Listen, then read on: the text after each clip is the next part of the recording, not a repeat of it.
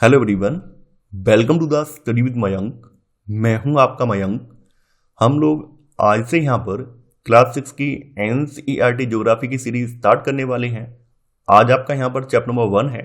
यहां पर हम लोग सौरमंडल में पृथ्वी अध्याय को पढ़ेंगे। तो चलिए स्टार्ट करते हैं आज का वीडियो। देखते हैं हमें क्या क्या डिस्कस करना है। यहां पर आज के अध्याय में हम लोग ब्रह्मांड की सैर पर चलेंगे। बचपन से ही हम लोग रात के समय में आकाश में असंख्य तारों को देखकर उनके बारे में तरह तरह की धारणाएं बनाते थे।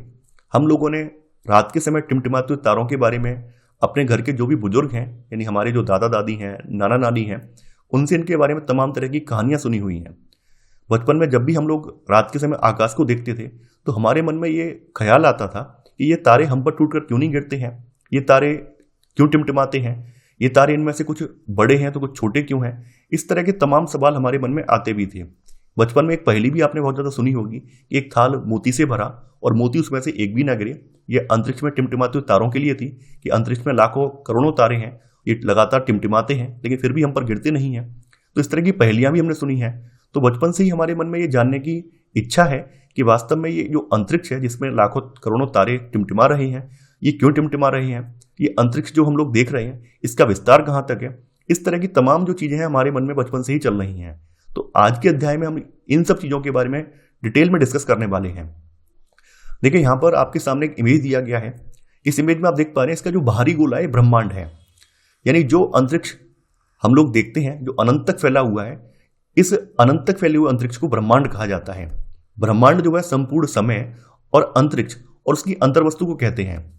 ब्रह्मांड कितना ज्यादा है, इसकी सीमाएं कहां तक हैं, तो ब्रह्मांड की जो विशालता है इसकी कल्पना करना या इसका मेजरमेंट करना आसान नहीं है, बहुत ज्यादा कठिन है।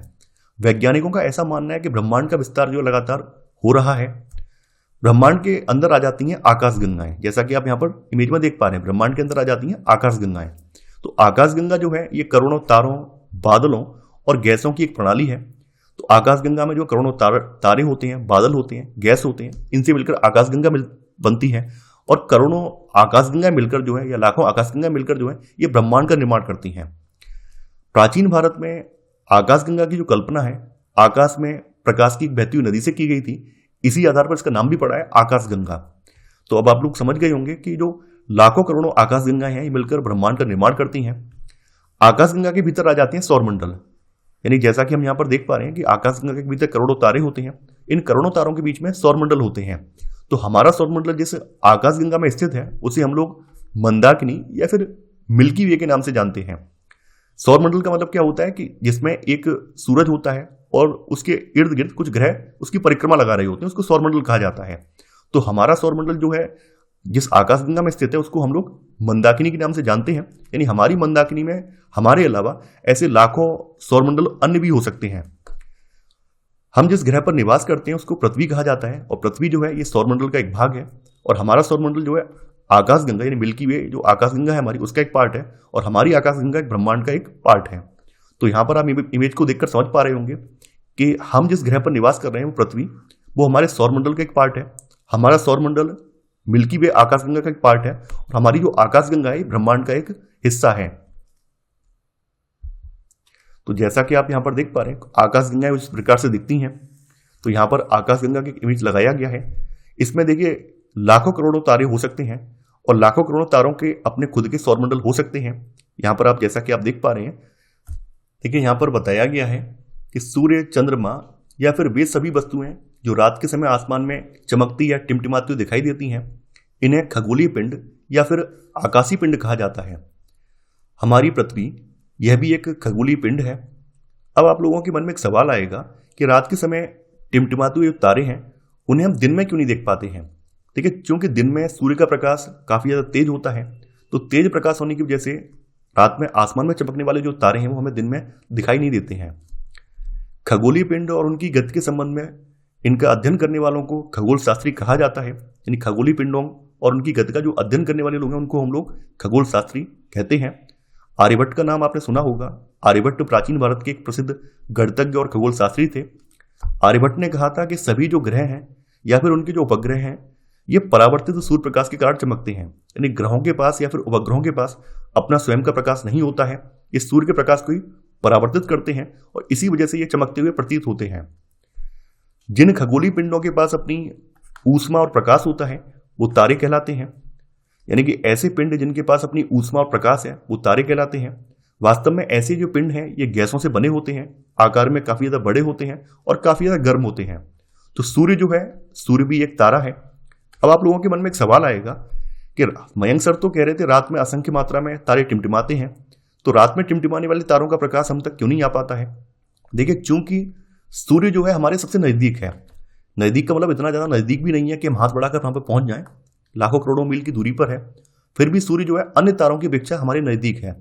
इस वजह से सूर्य का प्रकाश हमारे पास ज्यादा मात्रा में आ पाता है, जबकि रात के समय टिमटिमाते हुए जो तारे हैं वो करोड़ों मील की या असंख्य मील की दूरी पर हैं और उनका प्रकाश हम तक नहीं पहुंच पाता है या फिर बहुत अल्प मात्रा में पहुंच पाता है। इसी वजह से रात के समय टिमटिमाने वाले जो तारे हैं उनका प्रकाश या उनकी ऊष्मा हमें महसूस नहीं हो पाती है। अब देखिए, रात में जब आप लोग आकाश को देखते होंगे तो आप लोगों ने नोटिस किया होगा कि हमें रात में आकाश में तारों के विभिन्न समूह दिखाई देते हैं। तो तारों के जो विभिन्न समूहों के द्वारा जो आकृतियां बनाई जाती हैं उनको नक्षत्र मंडल कहा जाता है। अर्सा मेजर या फिर बिग बियर, यह भी इसी प्रकार का एक नक्षत्र मंडल है। आपने नाम सुना होगा भारतीय संस्कृत में या भारतीय कल्चर में या भारतीय शास्त्रों में एक नाम सुना होगा सप्तऋषि तारा मंडल। सप्त का मतलब होता है 7 और ऋषि का मतलब आप जानते हैं जो कि ज्ञानी व्यक्ति हैं, यानी 7 तारों का एक समूह है, इनको सप्तऋषि कहा जाता है। तो सप्तऋषि जो तारा मंडल है इसी अर्सा मेजर या फिर इसी नक्षत्र मंडल का एक पार्ट है। प्राचीन समय की बात करें तो प्राचीन समय में जब लोगों के पास कंपास वगैरह नहीं होती थी तो प्राचीन समय में लोग रात में जो दिशा का निर्धारण है वो तारों की सहायता से करते थे, क्योंकि अंतरिक्ष में कुछ तारे ऐसे हैं जिनकी दिशा परिवर्तित नहीं होती है, जो अपनी जगह पर स्थिर रहते हैं। तो प्राचीन भारत के जो लोग थे वो रात के समय में दिशा का निर्धारण जो है तारों की सहायता से करते थे। जैसे यहाँ पर उत्तरी तारा की बात की गई है।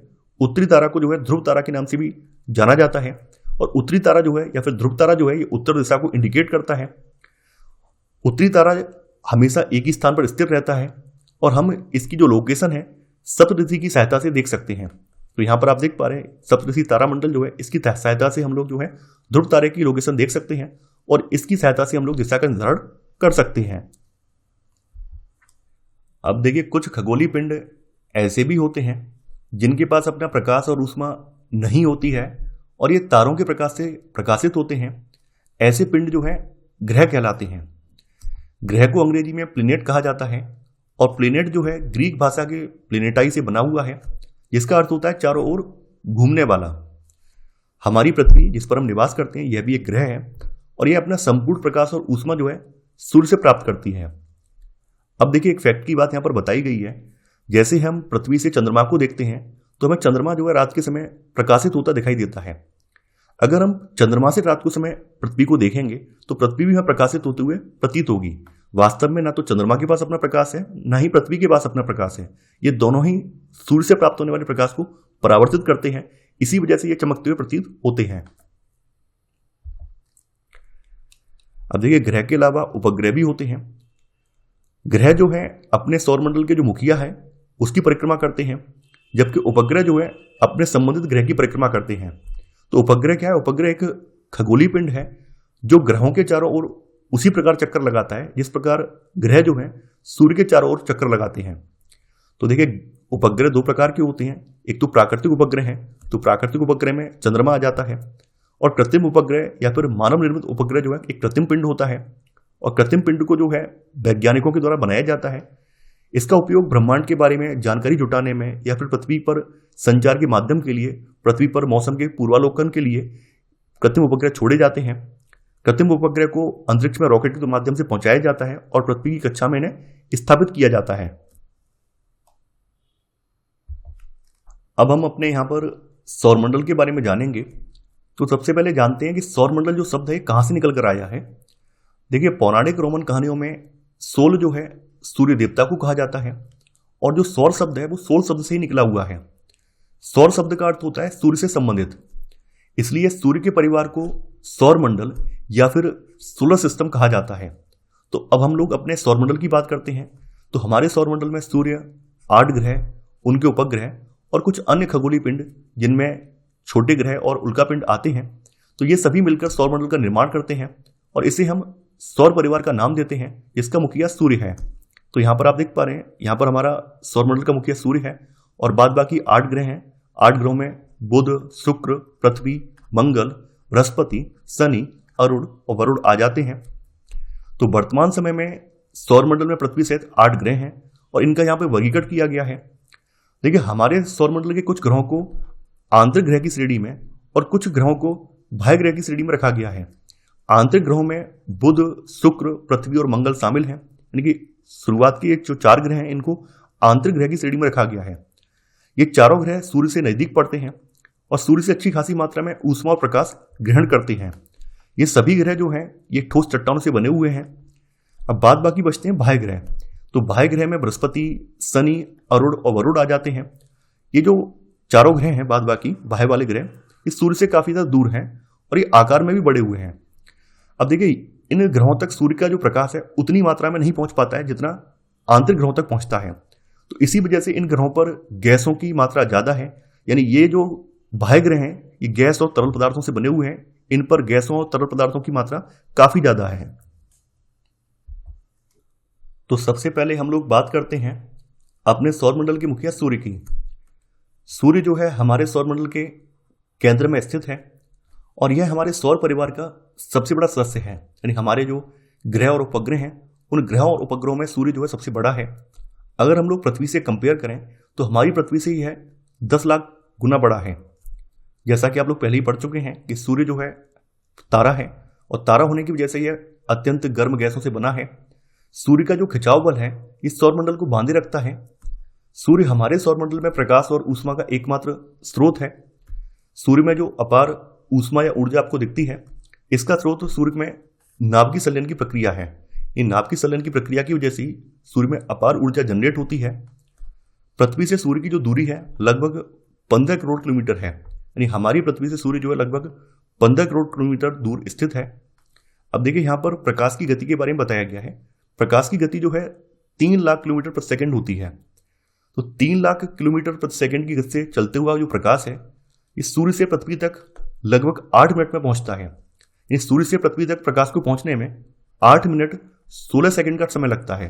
तो 8 मिनट 16 सेकंड में सूर्य से पृथ्वी तक प्रकाश पहुंचता है। तो ये बात आपको पता होनी चाहिए, कई बार एग्जाम में ये पूछा गया है। ये फैक्ट काफी ज्यादा इंपॉर्टेंट है।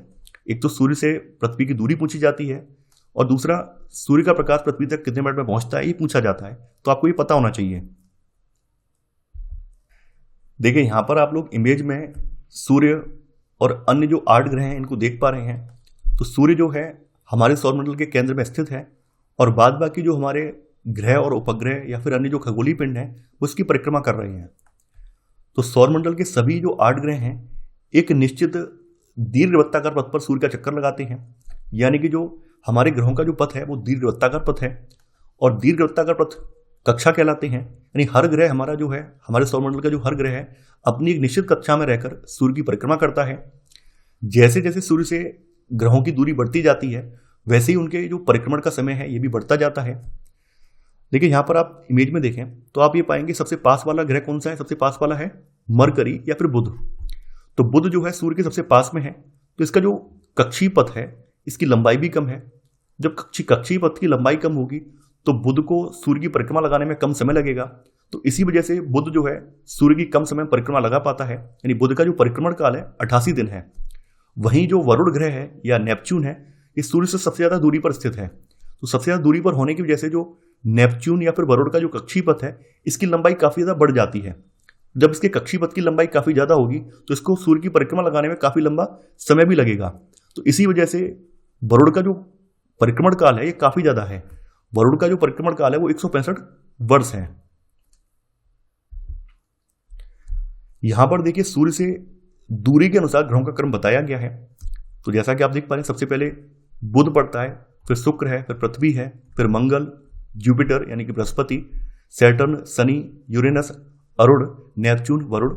ये सूर्य से दूरी के अनुसार क्रम है। ग्रहों के आकार के आधार पर देखें तो यहां पर बढ़ते क्रम में बताया गया है। सबसे छोटा बुध है, बुध से बड़ा मंगल, मंगल से बड़ा शुक्र, शुक्र से बड़ी पृथ्वी, पृथ्वी से बड़ा अरुण, फिर वरुण, फिर शनि, फिर बृहस्पति। यानी बृहस्पति जो है आकार में सबसे बड़ा ग्रह है। तो यहां पर सबसे छोटा ग्रह कौन सा है? सबसे छोटा ग्रह जो है वो है बुध, और सबसे बड़ा ग्रह जो है वो है जुपिटर या फिर बृहस्पति। अब देखिए, ग्रह जो है ये दो प्रकार की गति करते हैं। एक तो ये सूर्य की परिक्रमा भी लगाते हैं, और दूसरा ये अपने अक्ष पर भी घूमते हैं। अक्ष का मतलब आप लोग जानते होंगे, साइकिल का पहिया आपने देखा होगा, तो साइकिल का पहिया जो है, साइकिल के पहिए के केंद्र में एक धुरी लगी होती है, तो वो जो धुरी आप देखते हैं वो अक्ष होता है। तो वैसे ही क्या है, वैसे ही ग्रह जो है, ग्रह अपने अक्ष पर यानी अपने अक्ष पर भी रोटेट करते हैं और सूर्य के चारों ओर भी परिक्रमा करते हैं। तो ग्रहों का अपने अक्ष पर घूमना घूर्णन या फिर परिभ्रमण कहलाता है, जबकि उनका सूर्य के चारों ओर चक्कर लगाना जो है परिक्रमण कहलाता है। तो कभी भी परिभ्रमण और परिक्रमण में कंफ्यूजन नहीं होना है। परिभ्रमण का मतलब होता है कि ग्रह जो है अपने ही अक्ष पर रोटेट कर रहा है, और परिक्रमण का मतलब यह है कि ग्रह जो है एक निश्चित कक्षा में सूर्य की परिक्रमा लगा रहा है। तो ये बात आपको ध्यान रखनी है। अब देखिए, यहां पर एक इंटरेस्टिंग फैक्ट भी बताया गया है कि हमारे सौरमंडल में शुक्र और यूरेनस, शुक्र और अरुण, यूरेनस का मतलब अरुण, शुक्र और अरुण को छोड़कर अन्य सभी ग्रहों के घूर्णन और जो परिक्रमण की दिशा है ये एक ही रहती है, जबकि शुक्र और यूरेनस की जो घूर्णन और परिक्रमण की दिशा है ये विपरीत है। तो शुक्र और अरुण जो है ये पूर्व से पश्चिम अर्थात दक्षिणावर्त हैं। जैसा कि आप लोग जानते हैं कि दिशाओं का ज्ञान आपको होगा, ये पूर्व है, इधर पश्चिम पड़ती है, ऊपर उत्तर है और नीचे दक्षिण है। तो जो शुक्र और यूरेनस हैं इनकी रोटेशन कैसी है, ये इस तरह से घूमते हैं। बाद बाकी जो अन्य ग्रह हैं उनकी रोटेशन इस प्रकार की है, जबकि इन ग्रहों की रोटेशन कैसी है, इन ग्रहों की रोटेशन इस पूर्व से लेकर पश्चिम की ओर है, यानी ये पूर्व से पश्चिम की दिशा में घूमते हैं, अर्थात ये दक्षिणावर्त हैं। जबकि अन्य सभी ग्रहों की रोटेशन जो है वामावर्त है। यानी कहने का मतलब ये है कि हमारे पृथ्वी पर जैसे सूर्य जो है पूर्व में उदय होता है और पश्चिम में सूर्यास्त होता है, जबकि शुक्र और यूरेनस पर क्या है, सूर्योदय कहां पर होगा, पश्चिम में होगा, और सूर्यास्त कहां पर होगा, पूर्व में होगा। ये बात आपको ध्यान रखनी है, ये इंपॉर्टेंट फैक्ट है और आपको अच्छे से याद भी रखना है कि हमारे सौरमंडल के दो ग्रह ऐसे हैं जिनकी रोटेशन जो है विपरीत है, यानी कि यहां पर इनकी जो घूर्णन और परिक्रमण की दिशा है विपरीत है। ये पूर्व से पश्चिम की ओर दक्षिणावर्त में घूमते हैं, जबकि अन्य सभी ग्रह जो है वामावर्त में घूमते हैं। यानी हमारे जो अन्य सभी ग्रह हैं वो पश्चिम से पूर्व की ओर घूम रहे हैं, जबकि शुक्र और अरुण जो है, शुक्र और यूरेनस जो है ये दक्षिणावर्त हैं, यानी पूर्व से पश्चिम घूम रहे हैं। ये बात आपको याद रखनी है। अब देखिए, यहां पर एक इंटरेस्टिंग फैक्ट और बताया गया है। जिस समय हम पढ़ा करते थे, जिस समय मैं क्लास 6 में था, उस समय तक 9 ग्रह हुआ करते थे, और आपने भी सुना होगा कि हमारे 9 ग्रह हैं, 9 ग्रह हैं। तो 9वां ग्रह कौन सा था? 9वां ग्रह प्लूटो को कहा जाता था। तो 2006 से पहले तक प्लूटो को सौरमंडल का 9वां और सबसे छोटा ग्रह माना जाता था। ऐसा माना जाता था कि यह ग्रह जो है सबसे छोटा ग्रह है, यानी बुध से भी छोटा ग्रह से माना जाता था। तो प्लूटो की खोज की बात करें तो प्लूटो की खोज 1930 में क्लाइड टॉम्बेग ने की थी। हालांकि सन 2006 में प्राग में हुए अंतर्राष्ट्रीय खगोलीय संघ के एक सम्मेलन में जो ग्रहों की निर्धारित परिभाषा है उसके अनुसार प्लूटो से ग्रह का दर्जा छीन लिया गया, इसको एक क्षुद्र ग्रह मान लिया गया, यानी प्लूटो को अब ग्रह का दर्जा नहीं है। इसी वजह से हमारे सौरमंडल में अब 8 ग्रह रह गए हैं। पहले के समय में 9 ग्रह थे। अब चूंकि प्लूटो को बौने ग्रह का दर्जा दिया गया है, तो बौने ग्रह का दर्जा देने की वजह से इसको ग्रह के दर्जे से हटा दिया गया है। तो इस वजह से हमारे सौरमंडल में अब 8 ग्रह रह गए हैं। अब देखिए, यहां पर हमारे सौरमंडल के ग्रहों के परिक्रमण काल, घूर्णन काल और उनके उपग्रहों के बारे में जानकारी दी गई है। तो यहां पर हम लोग बारी बारी से उन सभी के बारे में देखते हैं। तो सबसे पहले बात करते हैं बुध की।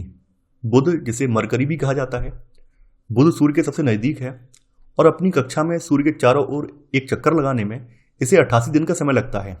वहीं अपने अक्ष पर एक घूर्णन पूरा करने में इसे 59 दिन का समय लगता है। बुध का कोई भी उपग्रह नहीं है। बुध के बाद आ जाता है शुक्र।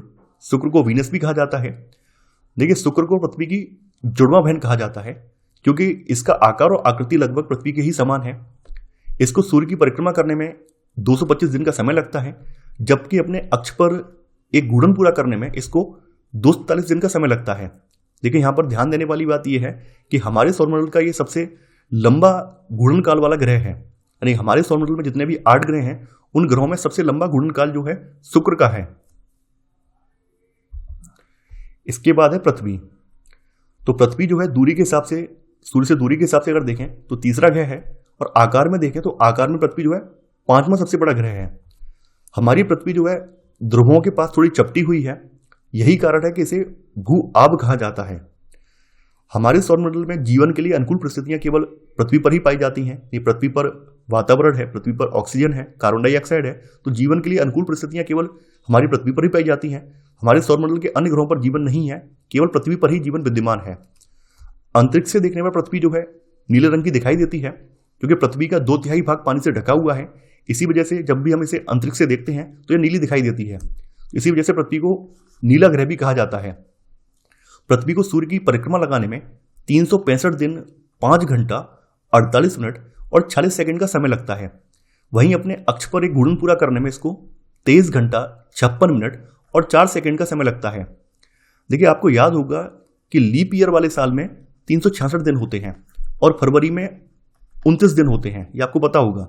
तो जो लीप ईयर है वो लीप ईयर इसीलिए बनता है कि जब 4 साल में ये जो समय आप देख पा रहे हैं कि 365 दिन, 5 घंटा, 48 मिनट, 46 सेकंड, ये पूरा समय नहीं है ना। तो यहाँ पर जब ये 4 साल में पूरा का पूरा एक दिन का समय 24 घंटे का समय बन जाता है, तो एक अतिरिक्त दिन लीप ईयर वाले साल में जोड़ दिया जाता है। तो हम लोग फरवरी में एक अतिरिक्त दिन देखते हैं। इसी वजह से लीप ईयर वाली जो फरवरी होती है वो 29 दिनों की होती है। चंद्रमा जो है पृथ्वी का एकमात्र उपग्रह है, तो थोड़ा सा चंद्रमा के बारे में भी जान लेते हैं। तो चंद्रमा का जो व्यास है पृथ्वी के व्यास का केवल 1/4 है। देखिए, व्यास के बारे में आपने गणित में पढ़ा होगा। व्यास का मतलब होता है कि वृत्त के केंद्र बिंदु से गुजरने वाली, इसकी परिधि के दोनों छोरों को जो छूने वाली रेखा होती है वो व्यास कहलाती है। तो चंद्रमा का व्यास जो है हमारी पृथ्वी के व्यास की तुलना में 1/4 है। चंद्रमा जो है हमारी पृथ्वी का सहचर है, यानी साथी है, और इसके चारों ओर चक्कर लगाता है। चंद्रमा जो है पृथ्वी के चारों ओर चक्कर लगाता है, साथ ही साथ यह सूर्य के चारों ओर भी परिक्रमा करता है। चंद्रमा की पृथ्वी से दूरी लगभग 3,84,400 किलोमीटर दूरी है इसकी। चंद्रमा का जो परावर्तित प्रकाश है यह हम तक, यानी पृथ्वी तक 1.25 सेकंड में पहुंचता है। चंद्रमा पृथ्वी का एक चक्कर जो है लगभग 27 दिन में पूरा करता है, और लगभग इतने ही समय में यह अपने अक्ष पर भी एक चक्कर पूरा करता है। यानी कहने का मतलब ये है, चंद्रमा का जो परिक्रमण काल है और इसका जो घूर्णन काल है, इस दोनों का समय जो है एक ही है। लगभग 27 दिन में ये अपना परिक्रमण और घूर्णन पूरा करता है। तो परिणाम स्वरूप पृथ्वी से हमें चंद्रमा का केवल एक ही भाग दिखाई पड़ता है, क्योंकि इसका घूर्णन और परिक्रमण काल एक है। इसी वजह से चंद्रमा का हम केवल एक ही भाग देख पाते हैं। जैसा कि आप लोग जानते हैं, चंद्रमा की जो परिस्थितियां हैं वो जीवन के लिए अनुकूल नहीं है। यहाँ पर गड्ढे, क्रेटर, खाई वगैरह ये सब पाए जाते हैं, या पहाड़ वगैरह पाए जाते हैं। तो ये जीवन के लिए अनुकूल तो बिल्कुल नहीं है। अब तक मानव इतिहास में अंतरिक्ष में कोई इकलौता ऐसा पिंड है जिस पर मानव पहुंचा है, मानव ने अपने कदम रखे हैं। तो चंद्रमा पर सबसे पहले पहुंचने वाले व्यक्ति जो थे वो नील आर्मस्ट्रांग थे। तो नील आर्मस्ट्रांग पहले व्यक्ति थे जिन्होंने 20 जुलाई 1969 को सबसे पहले चंद्रमा की सतह पर कदम रखा। अब देखिए, नील आर्मस्ट्रांग का नाम तो काफी ज्यादा फेमस है। इनके साथ एक और साथी हैं इनके, वो है बुज एल्ड्रिन। तो नील आर्मस्ट्रांग के बाद चंद्रमा की सतह पर दूसरा कदम रखने वाले व्यक्ति जो है वो बुज एल्ड्रिन थे, जो कि इनके ही साथी थे। तो ये भी बात आपको पता होनी चाहिए कि नील आर्मस्ट्रांग के अलावा अन्य दूसरा व्यक्ति कौन था जिसने चंद्रमा की सतह पर कदम रखा था। तो दूसरा व्यक्ति है बुज एल्ड्रिन। अब देखिए, यहां पर बताया गया है कि पूर्ण चंद्र को लगभग 1 महीने में एक बार देख सकते हैं, और यह पूर्ण चंद्रमा वाली रात या पूर्णिमा होती है। पूर्णिमा कब होती है? जब पृथ्वी सूर्य और चंद्रमा के बीच स्थित होती है, तब पूर्णिमा होती है। देखिए, जैसा कि आप लोग जानते हैं कि हमें चंद्रमा के विभिन्न चरण देखने को मिलते हैं। कभी कभी तो चंद्रमा हमें पूर्ण रूप में दिखाई देता है, कभी कभी हमें आधा दिखाई देता है, कभी कभी आधे से भी कम दिखाई देता है। ऐसा क्यों होता है? ऐसा होने के पीछे कारण ये है कि पृथ्वी जो है सूर्य की परिक्रमा कर रही है और चंद्रमा जो है पृथ्वी की परिक्रमा कर रहा है। तो कई बार क्या होता है कि चंद्रमा पर पृथ्वी की परछाई पड़ती है, या फिर कई बार ऐसा होता है कि चंद्रमा सूर्य और पृथ्वी के बीच में आ जाता है, तो इस वजह से चंद्रमा हमें दिखाई नहीं देता है। आप जैसे यहाँ पर समझ सकते हैं कि यहाँ पर एक तरफ तो सूर्य है, बीच में यहाँ पर पृथ्वी है, और एक साइड में यहाँ पर आपका मून है, चंद्रमा है। तो देखिए, जब सूर्य की किरणें जो है चंद्रमा पर इस तरह से सीधी पड़ती हैं, तो यहाँ पर इस चंद्रमा का आधा भाग जो है एकदम चमकता हुआ दिखाई देता है। और इस समय की जो सिचुएशन होती है पूर्णिमा वाली सिचुएशन होती है, क्योंकि इस समय ये जो चमकता हुआ भाग है ये पृथ्वी के ठीक सामने होता है। इसी वजह से हम चंद्रमा का पूरा रूप देख पाते हैं। इसे पूर्णिमा कहा जाता है। जब सिचुएशन इस तरह की हो कि एक तरफ सूर्य हो, बीच में आपका चंद्रमा हो, और इधर आपका क्या है, इधर आपकी पृथ्वी हो, तो उस समय क्या होगा? इस समय सूर्य का प्रकाश चंद्रमा के एक भाग पर पड़ता है, लेकिन यह भाग जो है सूर्य के सामने रहता है, ना कि पृथ्वी के सामने। और ये वाला जो पार्ट है ये डार्क साइड रह जाती है, और डार्क साइड जो है हमें पृथ्वी से दिखाई नहीं देती है। तो इसी वजह से अमावस के टाइम पे हमें चंद्रमा वाला जो डार्क साइड है ये दिखाई नहीं देता है, और ये जो समय होता है इसमें मान लेते हैं कि चंद्रमा गायब हो गया है। अब बात करते हैं मंगल की। तो मंगल आकार की दृष्टि से 7वां बड़ा ग्रह है और सूर्य से दूरी के क्रम में ये चौथे स्थान पर आता है। मंगल का जो परिक्रमण काल है, यानी मंगल सूर्य की परिक्रमा 687 दिन में पूरी करता है, वहीं अपने अक्ष पर इसका घूर्णन काल जो है 24 घंटा 37 मिनट और 35 सेकंड है। देखिए मंगल के दो उपग्रह हैं, फोबोस और डीमोस। तो फोबोस और डीमोस मंगल के दो उपग्रह हैं। अब देखिए पांचवा हमारा ग्रह है बृहस्पति, यानी कि जुपिटर। तो जुपिटर जो है हमारे सौरमंडल का सबसे बड़ा और सबसे भारी ग्रह है और सूर्य से दूरी के क्रम में यह 5वें स्थान पर आता है। बृहस्पति ग्रह की खोज गैलीलियो ने की थी। देखिए बृहस्पति ग्रह तारा और ग्रह दोनों के गुणों से युक्त है, क्योंकि इसके पास स्वयं की रेडियो ऊर्जा है। तो रेडियो ऊर्जा होने की वजह से इसमें तारे के गुण भी माने जाते हैं। तो बृहस्पति हमारे सौरमंडल का एकमात्र ऐसा ग्रह है जिसमें तारा और ग्रह दोनों के गुण हैं। इसका जो परिक्रमण काल है, यानी सूर्य की परिक्रमा करने का जो समय है वो 12 वर्ष है। वहीं इसका घूर्णन काल यानी अपने अक्ष पर घूमने का समय जो है 9 घंटा 56 मिनट है। यानी हमारे सौरमंडल में सबसे कम घूर्णन काल वाला ग्रह जो है वो बृहस्पति ही है। वर्तमान में इसके उपग्रहों की संख्या जो है 95 है। देखिए जिस समय मैं लेक्चर रिकॉर्ड कर रहा हूं उस समय बृहस्पति के उपग्रहों की संख्या 95 है। गैनीमीड, कैलिस्टो, लो या फिर आयो और यूरोपा इसके सबसे बड़े उपग्रह हैं। गैनीमीड जो कि बृहस्पति का उपग्रह है, ये हमारे सौरमंडल का सबसे बड़ा उपग्रह माना जाता है। इसके बाद है शनि। देखिए शनि जो है बृहस्पति के बाद आकार में दूसरा सबसे बड़ा ग्रह है और सूर्य से दूरी के क्रम में ये 6वें स्थान का ग्रह है। शनि की खास विशेषता क्या है कि शनि के चारों ओर वलय रिंग पाए जाते हैं। तो शनि के चारों ओर वलयों का पाया जाना इसकी प्रमुख विशेषता है। इसका जो परिक्रमण काल है, यानी सूर्य के चारों ओर परिक्रमा लगाने का समय है, वो 29 वर्ष 5 महीने है, जबकि इसका घूर्णन काल अपने अक्ष पर घूमने का समय जो है 10 घंटा 40 मिनट है। यहां पर एक इंटरेस्टिंग फैक्ट जो कि आपको याद रखना है, ये मोस्ट इंपॉर्टेंट है और ये मैंने करंट का फैक्ट यहां पर ऐड किया है। वर्तमान में शनि के उपग्रहों की संख्या 145 है और ये सर्वाधिक उपग्रहों वाला ग्रह है। देखिए बीच में क्या हुआ था, बीच में बृहस्पति के कुछ उपग्रह खोजे गए थे, तब बृहस्पति के उपग्रहों की संख्या ज्यादा हो गई थी। लेकिन अभी हाल में ही एक रिसर्च हुई है, उस रिसर्च के अकॉर्डिंग शनि के उपग्रहों की संख्या सबसे ज्यादा है। तो शनि एक बार फिर सबसे ज्यादा उपग्रहों वाला ग्रह बन गया है। तो वर्तमान में शनि के उपग्रहों की संख्या 145 है।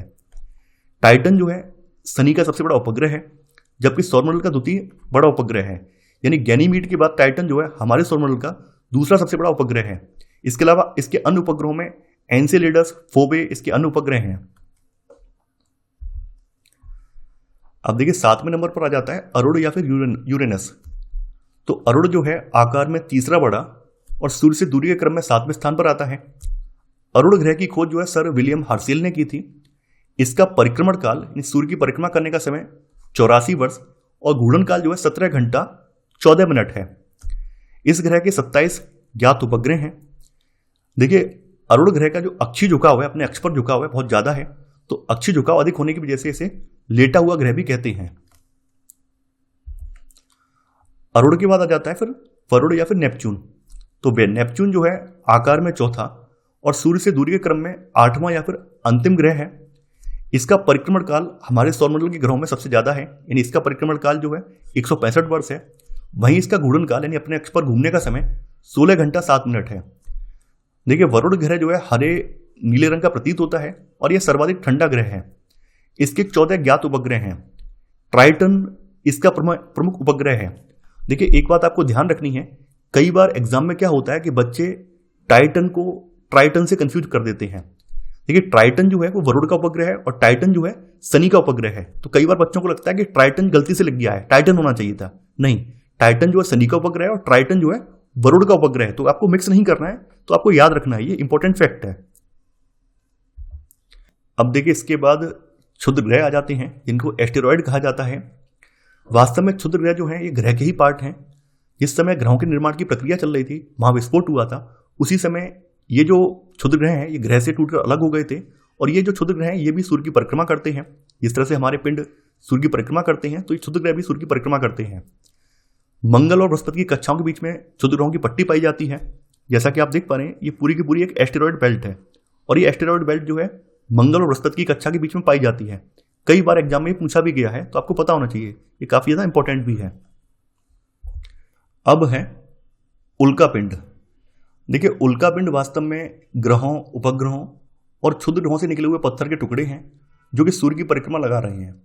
तो जब भी ये पत्थर के टुकड़े किसी भी ग्रह के वायुमंडल में प्रवेश करते हैं तो वहां पर मौजूद गैसों के साथ इनका घर्षण होता है, इस वजह से ये जलने लगते हैं। तो जब भी उल्काएं पृथ्वी के वायुमंडल में प्रवेश करती हैं तो हमारे वायुमंडल में मौजूद जो गैसें हैं, गैसों से इनका घर्षण होता है, इसकी वजह से इन उल्काओं में आग लग जाती है और हमें जलती हुई दिखाई देती हैं। तो इसे ही टूटता हुआ तारा या शूटिंग स्टार कहते हैं। इनमें से कुछ उल्काएं जो होती हैं ये पृथ्वी पर पहुंचने से पहले ही वायुमंडल में ही जल के राख हो जाती हैं, इन्हें उल्कास्म कहा जाता है। जबकि कुछ उल्काएं ऐसी होती हैं जो चट्टानों के रूप में पृथ्वी पर जाकर गिरती हैं, ये उल्कापिंड कहलाते हैं। देखिए, मंगल और बृहस्पति के बीच में जो एस्टेरॉयड बेल्ट है, क्षुद्रग्रह पट्टी है, उसमें अरबों की संख्या में उल्काएं पाई जाती हैं। हालांकि उल्काओं का सबसे बड़ा स्रोत जो है वो क्यूपर बेल्ट है, और क्यूपर बेल्ट जो है ये वरुण ग्रह के पश्चात पड़ती है। तो क्यूपर बेल्ट जो है उल्काओं का सबसे बड़ा स्रोत है। मैं यहाँ पर आपको दिखा दे रहा हूँ, जैसा कि आप देख पा रहे हैं ये एस्टेरॉयड बेल्ट है, और जो आपका नेपच्यून ग्रह है, नेपच्यून का मतलब जो आपका वरुण ग्रह है, वरुण ग्रह के बाहर जो पट्टी आप देख पा रहे हैं ये क्यूपर बेल्ट बोली जाती है, लिखा हुआ भी है क्यूपर बेल्ट। तो क्यूपर बेल्ट जो है उल्काओं का सबसे बड़ा स्रोत है। तो कभी भी अगर आपसे एग्जाम में पूछा जाए कि सर्वाधिक मात्रा में उल्काएं कहाँ पाई जाती हैं, तो आप बता देंगे क्यूपर बेल्ट में सर्वाधिक मात्रा में उल्काएं पाई जाती हैं। तो ये था हमारा आज का वीडियो। आई होप आपको आज का वीडियो पसंद आया होगा। देखिए, अब आप लोगों को नोट्स बनाने की आवश्यकता नहीं है, आप लोग डायरेक्ट हमारे टेलीग्राम पर जाकर नोट्स को परचेज कर सकते हैं, और इस वीडियो से संबंधित प्रश्नों के अभ्यास के लिए हमारी प्लेलिस्ट में जाकर आप लोग इसके अभ्यास प्रश्नों का अभ्यास भी कर सकते हैं। तो आप लोगों से मैं आशा करता हूं कि आप लोगों को ये वीडियो पसंद आया होगा। आप लोग इस वीडियो को लाइक और शेयर करना बिल्कुल नहीं भूलेंगे। तो आज के लिए इतना ही। Thanks for watching. जय हिंद।